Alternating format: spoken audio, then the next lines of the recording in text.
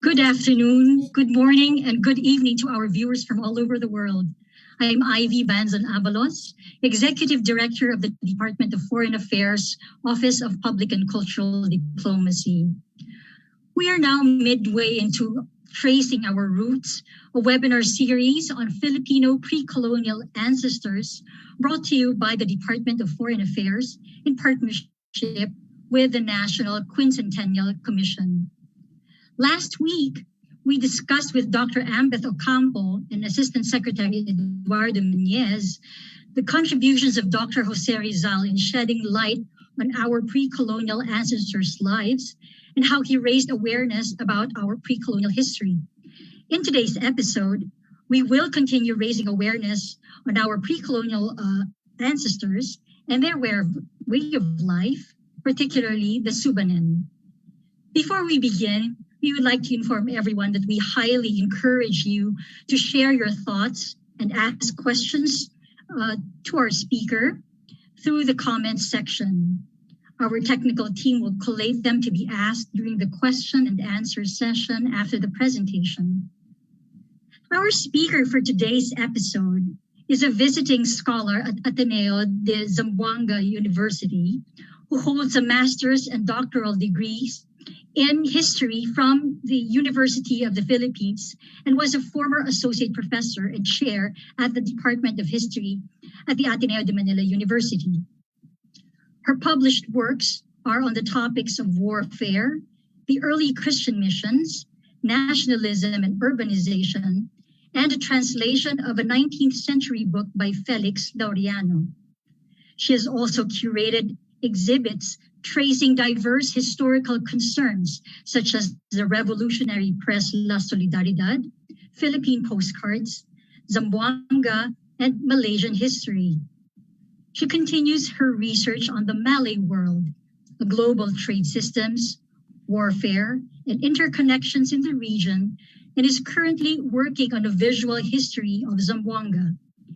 Here to talk about the indigenous peoples of the South in her presentation entitled Subanen Before Zamboanga, please welcome Dr. Felice Noelle Rodriguez.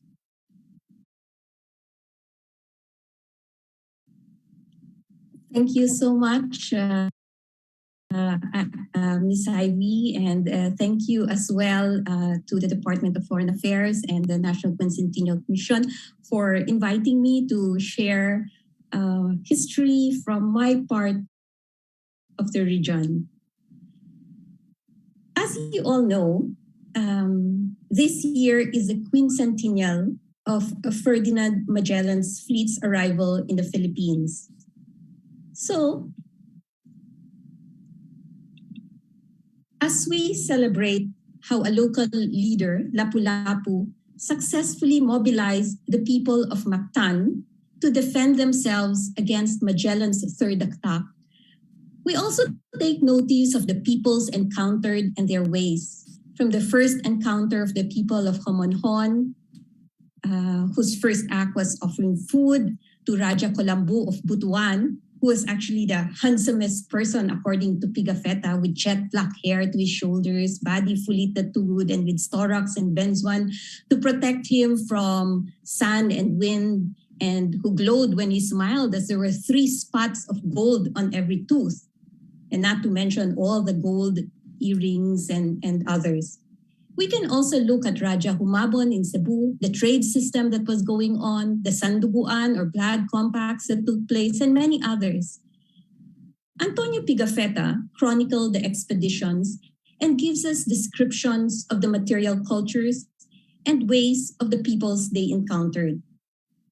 After Magellan is killed in Mactan, the expedition moves on looking for their way to the Moluccas, the Spice Islands. Now, if you wish to look up this route on the map, I invite you to go to the National Quincentennial Committee's interactive map of the first circumnavigation. Earlier, I shared the link to all. Now, if you follow this route, I shall leave the other places and encounters for you to explore. He mentions Kipit in the northwestern part of the Zamboanga Peninsula. But allow me to focus on two other places in the tip of the Zamboanga Peninsula. Pigafetta makes the first known mention of the quote-unquote Subanen. They passed between the settlements called Cavite and Subanen.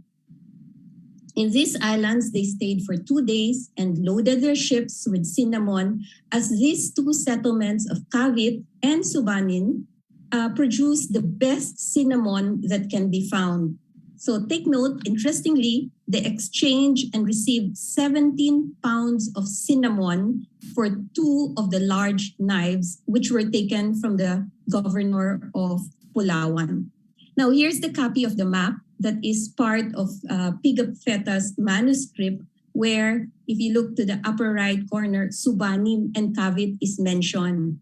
And then below it is the island of Basilan, but then named Tagima, and then further down is Sulu, based on Pigafetta's manuscript. Now, our story is that of the Subanen people from the river Suba, meaning river. From this encounter, we witness a trade that takes place. So 2 large knives. So large knives, we're not sure what that means, if it's a kris, a kampilan, or whatever, but 2 large knives for 70 pounds of cinnamon. So this is what cinnamon is.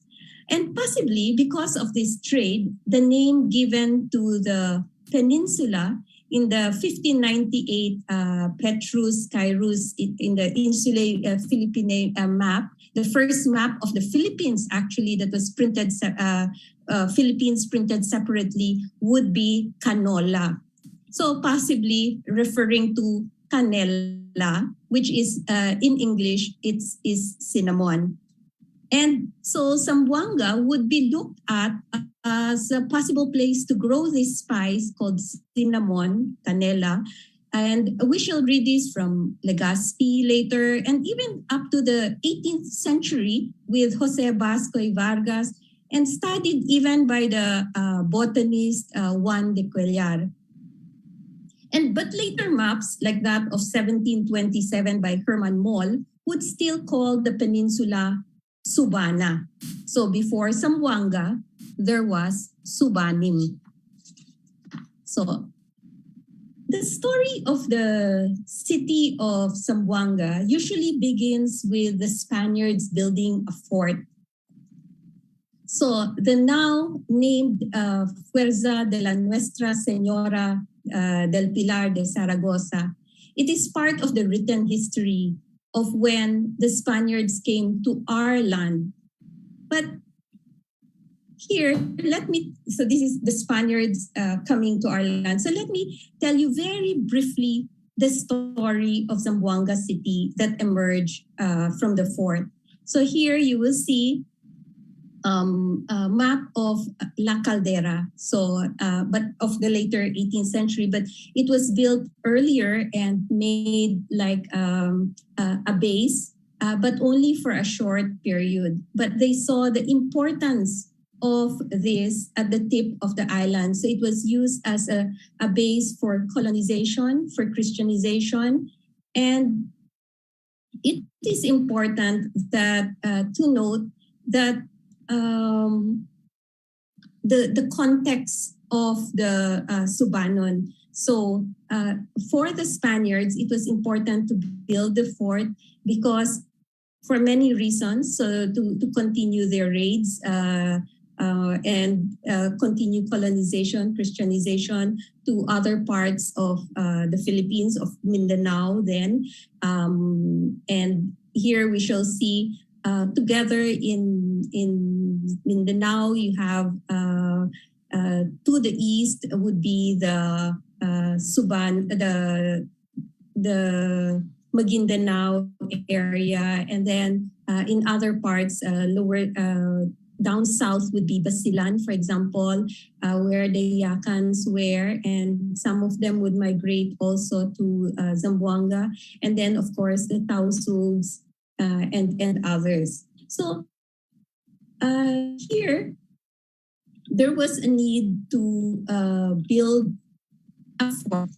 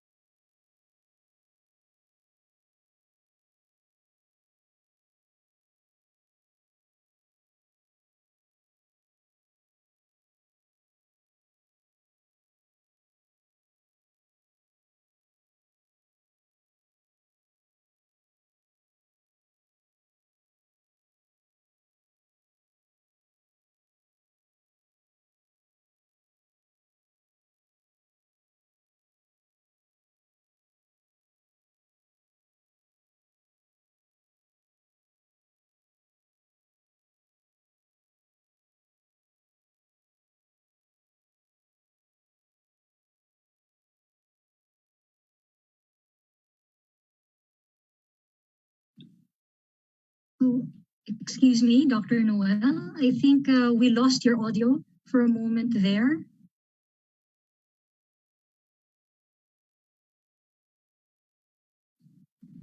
Okay. Okay. Yes, you're back. Okay, thank you.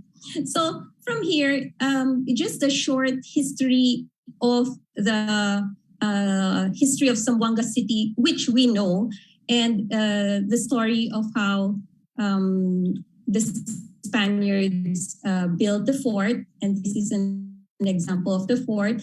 And then around it, like of course, you have the base, the governor's home, and then around it, a town began to emerge. People from all walks of life, all races started to come in and live in Zamboanga. And but at the same time, there were what you call the people, the Sama Bajaus, or what Father Combes, one of the sources, the Jesuit who wrote in the 17th century on Zamboanga, called the Lutaos. So here is Datuk Mandi, already of the 19th century, but in a place called Magay, which would continue to remain there until today, actually. So this is the story of the city of Zamboanga, and just briefly, and we can talk about it in other forms later. However, if you look, it is just a small tip of the island, and here I look at the map and look at the different rivers, and I mark it in red, the names going up all the way, if you look to the left side, all the way up to Ayala. But foremost and important to us is this Pulumbato and the rivers that come down from it, which I mark in red, which is the Tumaga River, actually. And then you also have here that goes all the way up to Pulumbato. And there are, of course, stories of the Subanen, of the princess from beyond, like the princess of Nayak who would come down. Now, the Spaniards did not come to a land devoid of people. So this is Pasunangka Park now. So just to show you the richness of the culture. And there's also a watershed further up north, actually, past Zamboanga. So here, I make mention again that the Spaniards did not come to a land devoid of people. As we witnessed from Pigafetta, they encountered peoples who had experience of trading, of commerce, knew the product cinnamon was in demand, and had the bulk, actually, of cinnamon to be traded. So here is an 1885 manuscript that shows us the makeup of the city then. So this is 1885. And I just want to point out to you that here there's a whole range, no, that they name all the people here are naturales, whole range, moros, whole range, and moros, they could mean, they do not specify whether they're Tausug, Sama Bajau, or others, and just moros, which is Moors, and then Chinos, Mestizos, Españoles, and Europeos. Now I go back. So we witnessed from Pigafetta the encounters with peoples, particularly with for our interest, the Subanen. So before Islam arrived, before the Spaniards came and built the fort, there were communities that populated the area up in the hills, along the rivers, and along the coast of the long peninsula of Zamboanga in the southwestern part of Mindanao. The Subanen were known to be river dwellers, those who lived upland along the rivers. And the Lutaos actually settled in the coastal areas. And then another group born out of the intermarriage between the Subanen and the Lutao were the Kalibugan. So there were other groups too, and one had different ties and relationships with the others. To the east of the Zamboanga Peninsula was the Maguindanao Sultanate and the Maranao. And here we say the Iranon or the Ilanon. And further down peninsula are three major islands, Basilan, Sulu, and Tawi-Tawi, and peopled by the Yakans and the Tausugs. And in more than 500 islands scattered about by the Bajaus and the Sama Balangingi. So here, there will be interactions of the Subanen in different levels, in different ways with the different groups. Now, the Subanen is believed to be one of the earliest in the peninsula, and the Subanen river dweller was a term applied to them. And as the first peoples, one of the first peoples of the land, what do they say is their story? How did it begin? So I told you earlier the story from the perspective of the Spaniards. Now, from their own perspective, what did they say? And here, thankfully, we hear their story from an old Subanen headman of Patawa, just west of Sindangan Bay. So further north, actually. As he narrates, to the anthropologist Christie in the years between 1905 1906. So this was the period of what we call the American period. And he says, actually, I bring this up, this story by the headman of Patawa, because it is an important articulation of their own story, of their relation to other ethnic groups, and it is a reflection of their view of their beginnings, of the beginnings of things. So, according to this headman of Patawa, the former name of Zamboanga was Nawan. And he says, in the old times, no Spaniards or Moros, and in those days, there were no people in Sulu, Basilan, or in the Gikwan, which is Sindangan, or Lanao districts. So he continues to narrate the beginnings of the relations with the other ethnic groups, with the intermarriage, and the origin of tribute, or even the payment of buwis, which is tax, and the genealogy of their leaders. Interesting to note, especially in this narration, is the Subanen concept of their relation with the Kalibugan and the Lutao, suggesting a bloodline, an intermarriage, and what started as gifts later developed into tribute. So he continues. The Moros first came in the time of the Subanen chief Tubunaway, before the Spaniards came.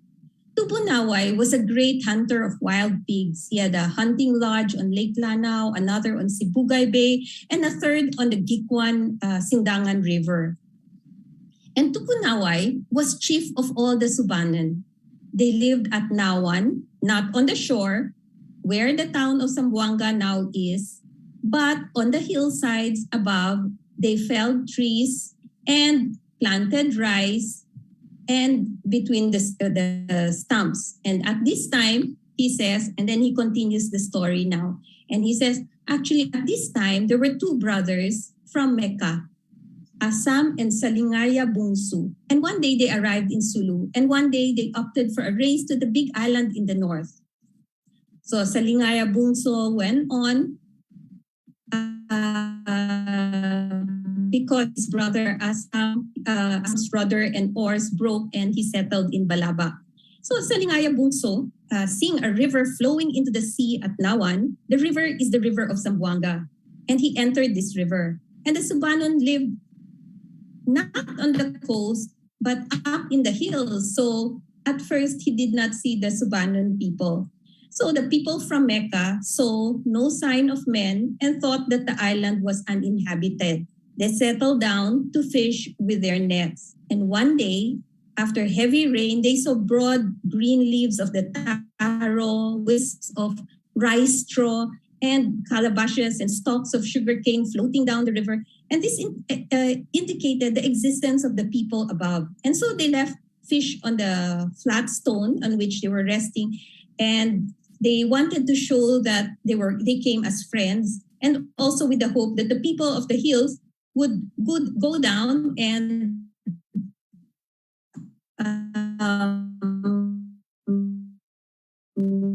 give them the favor. People came, saw the stone, and found the fish and liked the fish. So this marked in their story the first trade that took place. So taro and rice and sugarcane was exchanged for fish. So the first exchange between the Subanon and the peoples from the coast. But the story does not end with the trade. You see, Tubunaway and Salingaya Bungsu, they meet. And Salingaya Bungsu, because he knows how to write, according to the story, he starts to learn the language of the Subanon. And as soon as he knew enough Subanon to make himself understood, he asked Tubunaway whether he could stay in the country. And Tubunaway replied that as far as living in the hills was concerned, he would not give his consent, but that Salingaya Bungsu and his men could continue to live down on the beach by the river mouth. So things went on until 3 years had passed, and after Salingaya Bungsu's arrival, then he says he wishes to marry. And later, of course, he marries Tubunaway's daughter. So I shall jump to the part of the story because we might go on and on with the stories. There are many different headways. But basically, from this union, the Subanon headman continues his narration, explaining further the diaspora into other parts of the peninsula and the relation of these new communities with the main group. So here we witness the beginnings of the Kalibugan. So in Visayan, I don't know, Miss Ivy, your parents are from the Visayas, so the word libog, I mean, it has a different connotation now, but it also means mix, like mestizo, no? So here, Subanon with an outsider, and usually it's for those who have converted actually to Islam, and they are called Kalibugan. So the relationship between the Subanon and the Kalibugan then did not only end with trade, but later to intermarriage. And the Subanon of Patawak's narrative continues, and he says that the descendants from the union of Salingaya Bungsu from Mecca, Tubunaway's daughter, as well as the union of his men with Subanon men, became the Kalibugan as we know now. So some of the Subanon after this came down into the Nawan Coast Plain and opened clearings where are now the barrios of Tetuan and Santa Maria. These towns of Tetuan and Santa Maria are still present up to this day in Zamboanga. And actually, the name of Tetuan formerly was called Lama Lama. But with the coming of the Spaniards and what the Spaniards do, and in different parts of the Philippines as well, part of their colonization is to get people to live in one area and stay there and build a community from there. So here we have the different regions. This is a 19th century map. And from there, he continues and he says, a short time after his marriage, Salingaya Bungsu, while sailing along the coast, looks for good fishing places and sees Sibugay. And from Sibugay,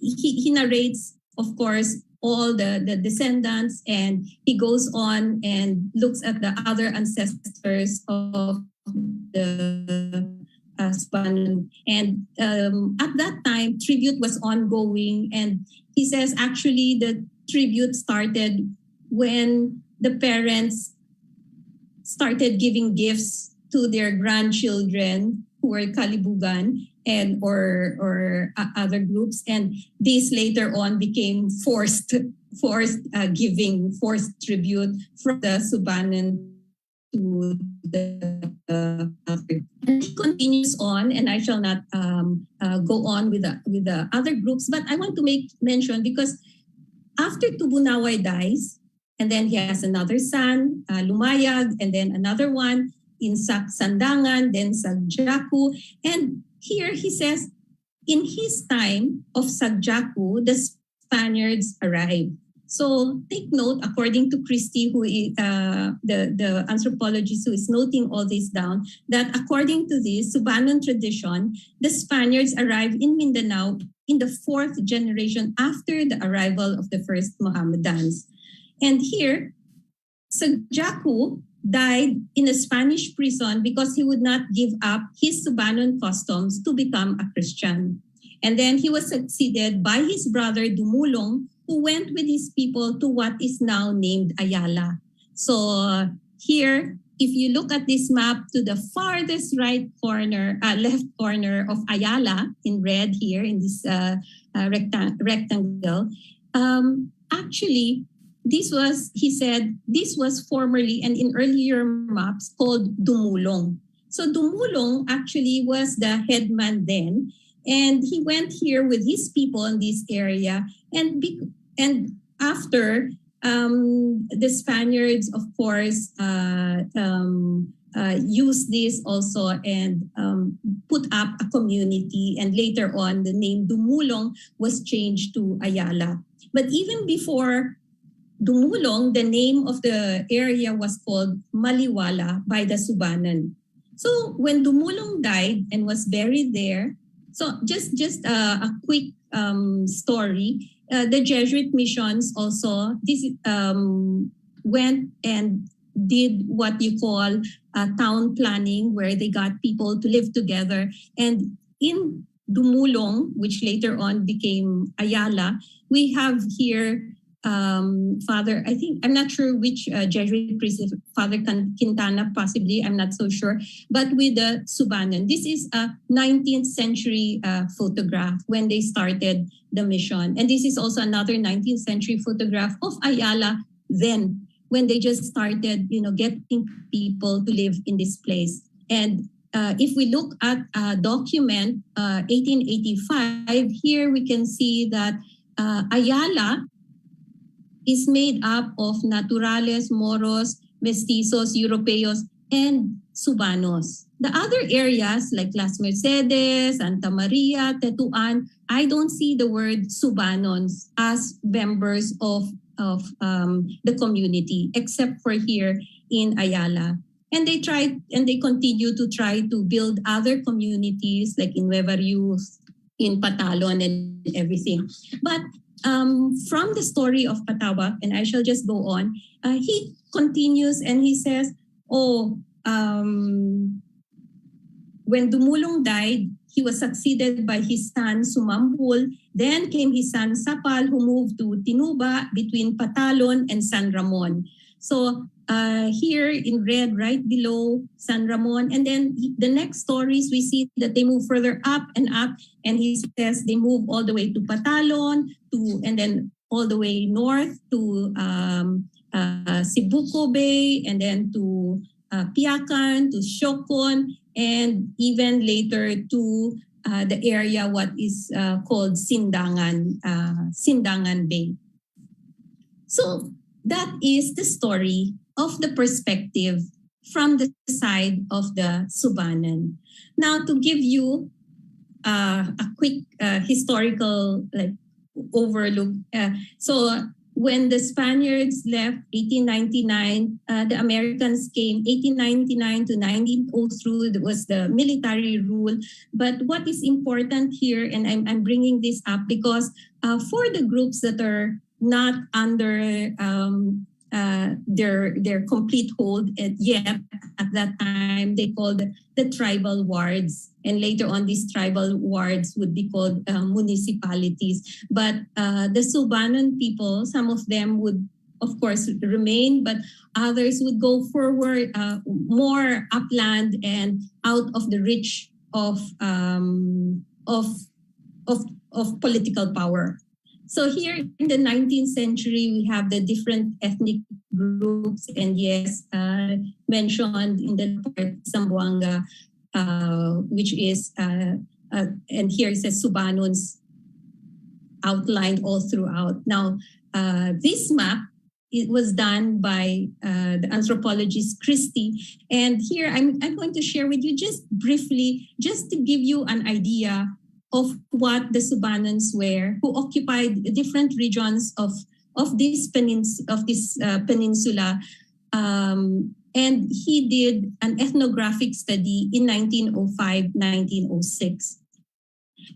Now, we have to note that like any other cultural group, that when we say Subanons, it doesn't mean that they are all exactly the same. And the Subanon, of course, as cultures always change, of 1905 also change in 1900 and to now are very different, right? Like the Tagalog of my forefathers or the Zamboangueños of the early 19th century are very different and speak differently because cultures change, we mix with people. So here also the Subanons, and this is what I want to point out, of the south, of the north, of the east, of the west, are influenced by different peoples. So, and their stories begin to be different as well. So the Subanons, for example, of the east, are different, particularly because of their proximity to the Ilanon, to the Maranaos, and also later on their trade with Sulu, with the Tausug and others. And then in the north, like the Pitan, so those from there also would be influenced by the Visayans. And so in terms of their language, in terms of their ways, would also be influenced from that. And then, of course, those nearer Zamboanga, like Patalon, other areas nearer the city, so are more influenced by Chavacano, the language that we speak, or other communities. So here, the point being that we change. But I'm speaking now of 1905, 1906 from Christie. And just to give you snippets of life then. So I shall talk first about the political structure, the agriculture, the trade, the crafts, and then more importantly, the buklug. I'll tell you what it is later. And then later on, their epics and their stories. So very briefly, these are photos all from, the photographer is Martin, and are all published in Christie's book on the Subanons, particularly of Sindangan Bay. And Sindangan Bay being in the west upper side. And I'll show you maps anyway later. So this is at Timuay. And here the headman, and the communities are small because the political unit is usually just the nuclear family. and then it extends, and then they tend to move on and to a different family. So this is how they get dispersed. And here is photos also from Christy is them practicing kaingin. Now, kaingin is slash and burn. So other people may say, oh, how primitive. But actually, they practice this, so it's smaller in group, and they move from a place. So after 2-3 years, they move to another place. But this involves so much ritual, so much in the choosing of the land, for example, where to go, and the means used, and all that, and the knowledge as well, not only of plants, not only of the ecological world or the environment. There's knowledge also of the winds.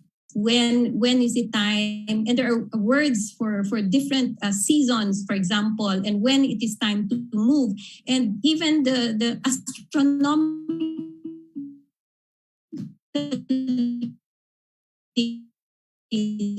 like stars or the heavens, and out to the sky to teach them ways and times of planting, times of harvesting. And there's always a continuous ritual to this, the offerings to the spirit world. And here you have grains, and they always build these houses where they put their they store the rice. And interestingly, because of knowledge, of course, through time, hardly would this be infested with insects or with rodents or others like that. Next, I move on to trade. Remember earlier we spoke about Pigafetta's writing and how they came to Subanen and they exchanged 2 knives with cinnamon.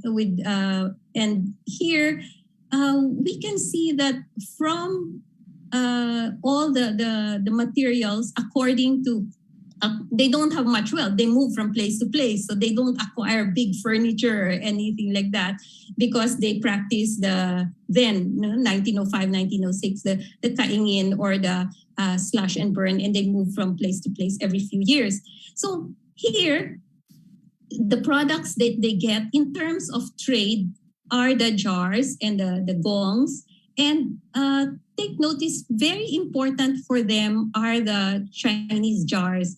And according to Christie, if you look at the burial caves, he was talking about 1905, 96, the burial caves, and he says there would be just layers and layers of a 1/2 meter of all these coarse plates of Chinese. And so he says he believes that actually trade was going on possibly hundreds of years before even Pigafetta, because when they saw the expedition, and they said, oh, these people, okay, we have, it was already a means of trade. And actually, the products show, so for example, the Kris, the Kampilan, the Barong, they also get from trade with other peoples, like here the name called Moros, and this could be the Lutaos, or this could be the Iranuns and all.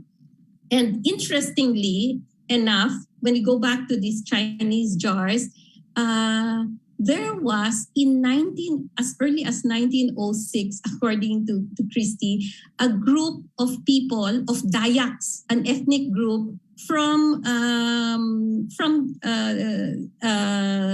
Sarawak, from Borneo, who came, and they were looking for jars because they knew that these people, the Subanen people, might have these jars. So that's interesting to note that even Dayaks, an ethnic group, would go all the way to Mindanao for this. So here we also have them parts of arts, baskets, and the of the crafts and the technique that was done and the knowledge of what was there. There were writers who have done on the buri and mat weaving, like Noche Seda, baskets by Robert Lane and others. And it's interesting to see hardly do we have samples of the Subanen, though the National Museum would have some of them. And they also practiced metallurgy. So here, iron smithing, though not the kampilan or the kris, which they would get as for trade, but for other like small knives and all, they had the means and they had the technology. Interesting also is the dampek pulau, which is the skirt dampek, and pulau is red. And here is a sample and a photograph. Of course, she's outside only because there was need for the lighting for the photographer. Usually the weaving would be done inside the house. So here it's like, she's posed. So this is from Christie. And then to the left, we have example from actually the book Habi by Pastor, Marian Pastor Roses. And very interesting because I haven't actually seen, unlike the Yakans, the Tausugs, for example, like I've seen and the Maguindanao, Marana have samples of their clothing, but hardly do we see those of the Subanen. And here, interestingly, is work in this book, and I show it to you. If you can look at the book, it's quite interesting because you have artists looking at the designs and redoing the work of the designs that is used. So here of the ikat design of the Subanen cloth, and it is from this book which published by the Ayala Museum, which I hope you can all look into to refer to. And here, more from Christie, of course, what they wore, the Subanen women, so the beads, so part of material culture, the bracelets, etc., and others. And more importantly, and there was a conference, I think was it 2001 or 2002 at the Ateneo de Zamboanga University on the Subanen. And Jess Peralta, who has written on the different ethnic groups, gave a summary.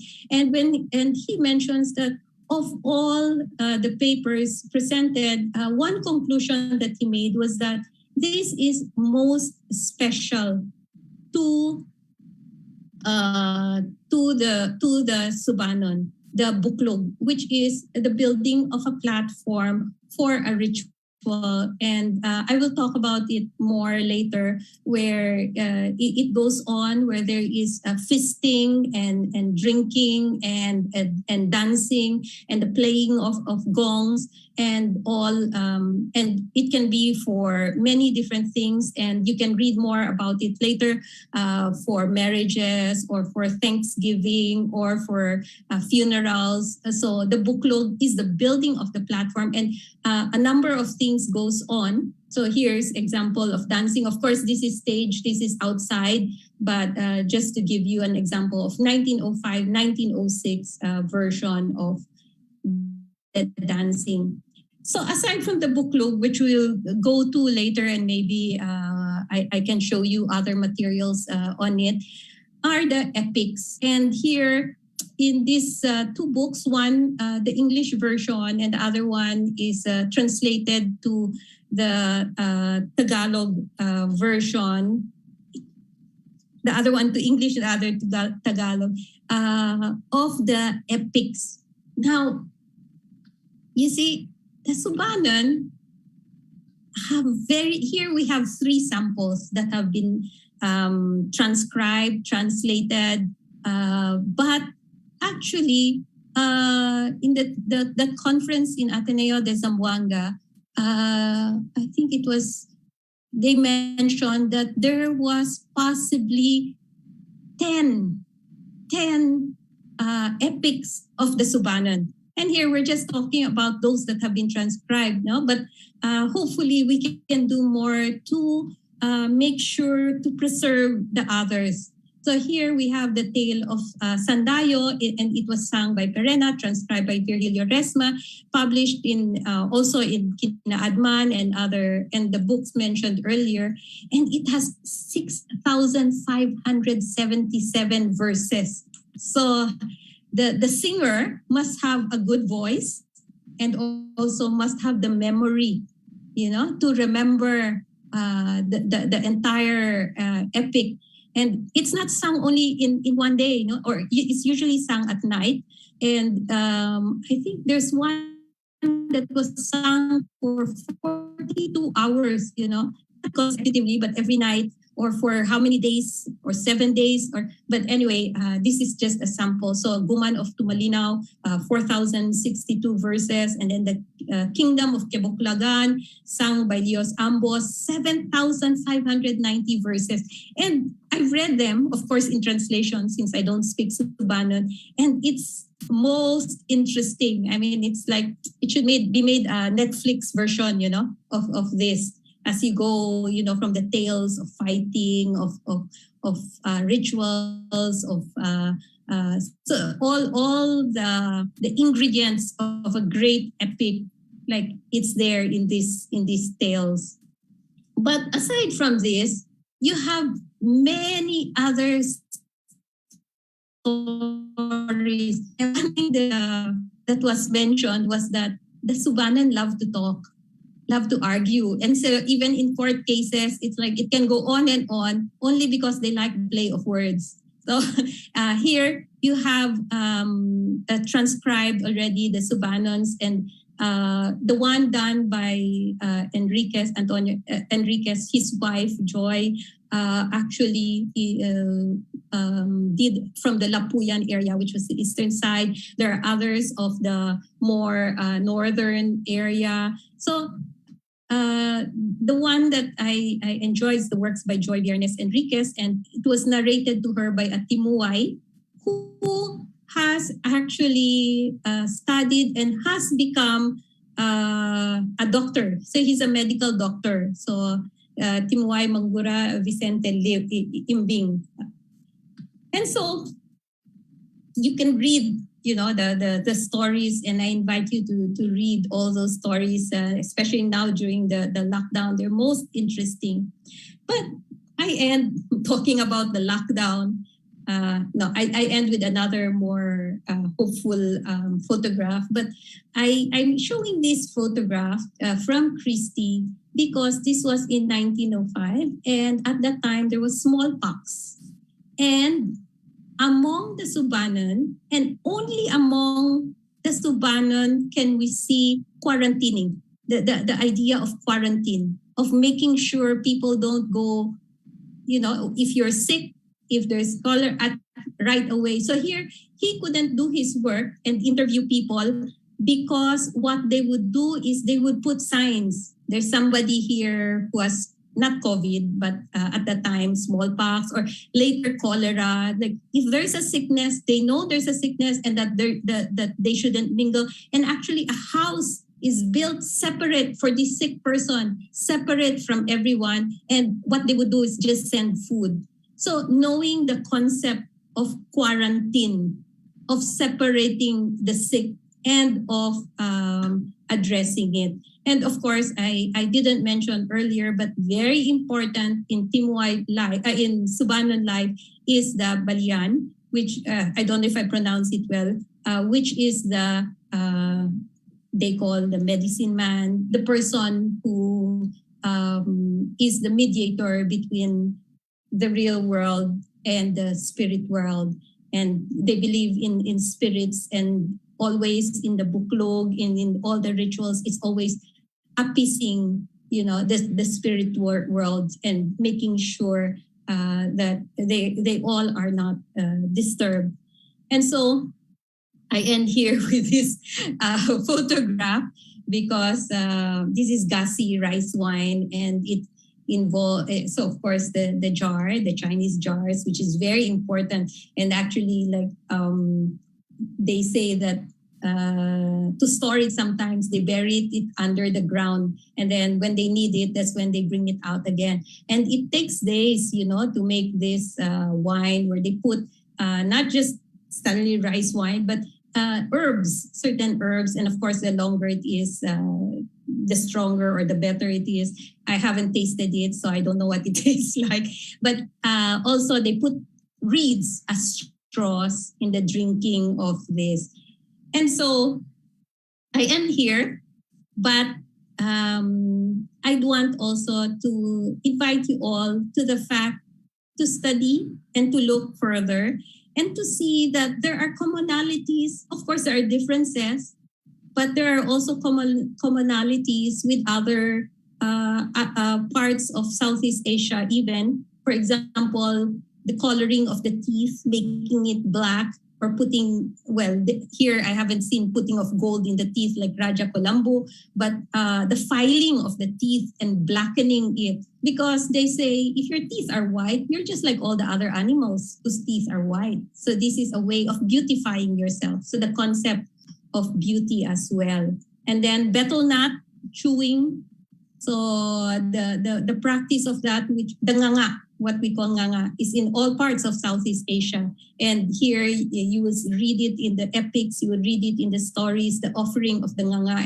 And you have to be careful, especially when a woman, for men, if a woman, serves you nganga, and you eat it, it could possibly mean that you're saying yes to marriage. So you better be careful. I mean, there are different signs, different meanings with that. So it's good. And even the wearing of red for the brave or for the warrior, that we can see among the Bagobos and the Manobos, the other ethnic groups. So with that, I end here, and I thank you all for listening. Thank you very much, Dr. Rodriguez. Such an interesting exposition of the Subanen. We learned so many things that we never heard before. We have a few questions here from our viewers. Well, you touched earlier on your presentation about how we've gotten to know about the Subanen from the perspective of the colonizers, from Pigafetta's writings, and from the Subanen themselves. The question is, and actually this is also a question coming from Mr. Teo Bornos, what are the sources that we have on the Subanen? Do you have recommended sources which covers Subanen culture and spirituality? Okay, I'll just share this. I think I have it here. Yeah. So I ended with this, and I showed before that published by University of the Philippines Press. The books already of the epics, and then Kina Adman Journal also has published a few articles, and then other books. But the encyclopedia also of Philippine art, of course, there's here on the Subanen, so CCP.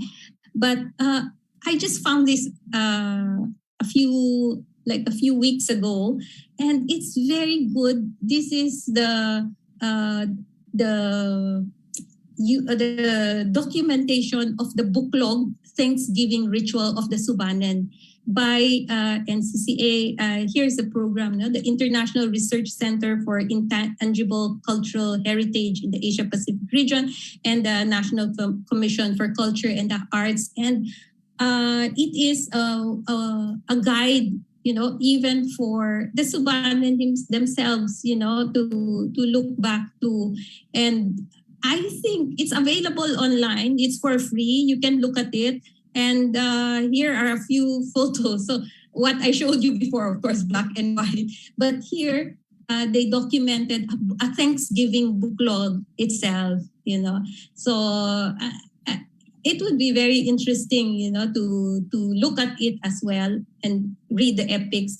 I wish there weren't any pandemic and I could go and visit and also witness a booklog. I've never witnessed a booklog, and so it would be good. But we have the epics, and the epics are quite an interesting read. And also the folk tales, the short stories, the poetry that is there is just amazing. So there are sources that are available online. Thank you, Dr. Rodriguez. There's another question from Mr. Ferdinand Pagao. What makes Zamboanga Peninsula ideal for cinnamon cultivation? Actually, there were studies done on that because yes, the tree grows there, maybe the soil as well. But the problem is the type of cinnamon that was used was different. This is according to documents, for example, by Valdez Tamon, that said that actually they couldn't do a plantation, basically, and the type of cinnamon was different from for example, the Ceylonese or from Sri Lanka, the type of cinnamon from there. So, of course, the soil, the water, but that it was studied, for example, by the botanist Cuellar in the 18th century. And they even tried putting up a plantation and even got a Dutch person who escaped. I mean, he was captured and then he escaped and then he tried to help out in putting up a plantation, but it didn't work out, unfortunately. Thank you. We have another question here. Can the Subanen from the different parts of the Zamboanga Peninsula understand each other? For example, those from the east, as in the Sibugay area, with those with the west in Sindangan? Okay, that is a very interesting question, and that is my question as well. And we actually have an answer because there is this study done by Jess Peralta, and he has a database of all the languages. And he did a study, just a general study of the Subanen languages from the different parts. And he says, actually, because of the changes through time, they would understand each other only 50%. That's from Jess Peralta, and you can read it in his summary of the conference. And because that was the question everybody asked. Because the vocabularies change, the cultures change, right? So only 50%, he says. I hope I'm quoting him rightly. Yeah. We have another question, this time from Mr. Charles Oracion about religion. Were the Kalibugans the Subanen that converted to Islam? Yes, and there's a book actually on the Kalibugan itself that was done. I forgot the name of the author, but it was published by the UST Press. So you can just search it, Kalibugan UST Press, and there's an entire book that shows you the ethnogenesis of the Kalibugan. So those who have married outside, and usually to groups of the Muslim faith, so are the Kalibugan. Yes. Thank you. A question from Ms. Rona Aves. Aside from the people from Zamboanga, are there descendants of the Subanen group in other provinces?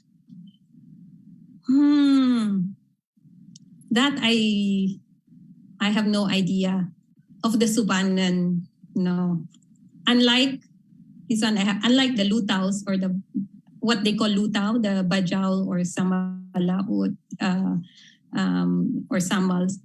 The Lutao, the word Lutao comes in because it means float, right? Lutao. So they are known as the Lutaos and by the coastal areas. And when Zamboanga Fort was abandoned in 1663, of course, all the Spaniards left and the communities were left behind somewhere. But apparently, some of them left for Cebu. So if you look at the Cebu map, you can see their Lutao community. I see. So things like that. Or people from Ternate. So you have Ternate, Cavite, because when the Spaniards withdrew from the fort in Zamboanga, they also withdrew from their fort in Ternate in the Moluccas, and they went to Ternate, Cavite. So there. In your research, Dr. Rodriguez, there's a question here. Are there any priority issues that are presently facing the Subanen? Oh, so many issues. Yeah, because as we all know, for example, the issue of education, and then the access to things and fair trade, but also, you see, for the Subanen, their history is written in the landscape of the city, of the area. And so the name of a place, the toponyms of areas actually reflect a history, their history.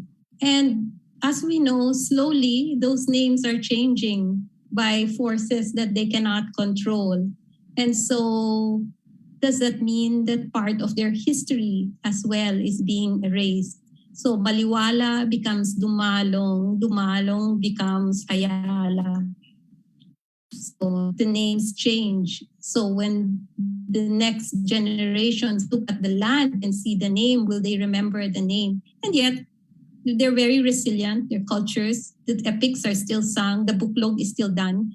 So hopefully, but there are many other issues, especially with environment, with forestry, which is their land, you know. So some of them have stopped kaingin and have remained in areas. So that also changes. So, but there's a way of remembering, I think, one's history, knowing one's culture through the changing times.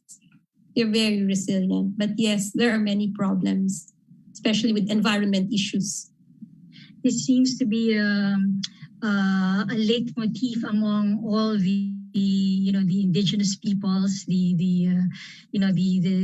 ethnic groups that are all over the Philippines. There's a certain commonality of experience wherein there is ever increasing pressure that is risking actually the existence of who they are, and their history, their culture. Yes. And it's I mean, I think this really again highlights the importance of having this issue be a significant issue for each Filipino. Well, I'm looking at the time now. We're 2 minutes past 4:00, and I unfortunately we will not be able to read out the other questions. What we can probably do is send to you the questions of these viewers. Yes. But before we end today's episode, please allow me to present a virtual certificate of appreciation. Before you do that, can I say two things first? Yes, please. One is that I forgot to mention the National Museum. The Philippine National Museum has a collection, and they came out actually with a book on the Lumads. And you can see there a study of the languages, and it's available online. So if you want, I can send it to whoever. It's available for free for everyone. Another is I want to thank Mark Francisco, who has helped me, especially to be in touch with the Subanen of Patalon. Actually, I can't show it now, but there was a message from Mr. Rolly, who is now with DepEd, but who is a Subanen from the Patalon area, and who is doing a project, hopefully, of putting together the stories also of the Subanen, transcribing and translating them. So thank you. Thank you, Dr. Rodriguez. we may present to you our certificate of appreciation. Of course, we'll have to do this virtually. So I think we will be pulling up there you go. The Department of Foreign Affairs presents this certificate of appreciation to Dr.